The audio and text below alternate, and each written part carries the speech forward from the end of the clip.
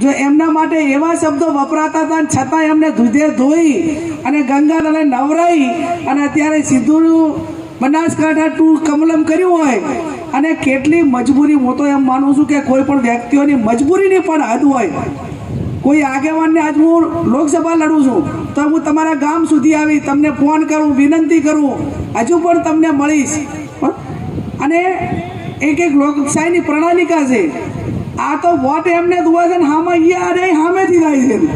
કદાચ હીરાયા આવતા હોય ને તો એટલું સન્માન કહેવાય એમ. પણ આ તો બનાસકાંઠા ટુ કમલમ અને ઓલા ભાજપના પ્રમુખ આમ હું નજર પણ મેં ફોટો જોયો, આમ નજર પણ નથી, ઊંધી નજર, આમ ઊંધું તાકીને ખેંચ પહેરાવે છે.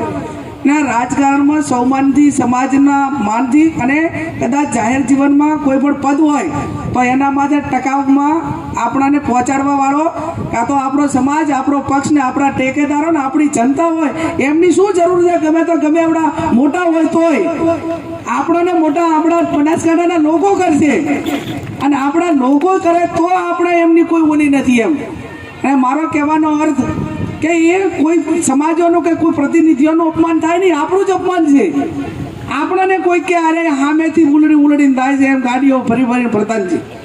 ત્યારે હું અભિનંદન આપું ધાનેરાના ઠાકોર સમાજને કે અભિનંદન એ બાબતના કે એમને 2022માં તમામ સમાજ ભેગો થઈને માવજીભાઈને મદદ કરી. એ સમાજના આગેવાનો કોઈ વ્યક્તિગત પોતાના ભલા માટે કે વ્યક્તિગત સ્વાર્થ માટે, નોકરીઓ માટે કે ડેરી માટે કે એમની બદલીઓ માટે કે એમના ધંધા રોજગાર માટે નહોતા ટેકો આપ્યો.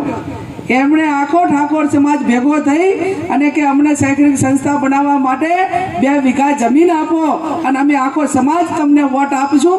એને સમાજનું ભલું કર્યું કહેવાય.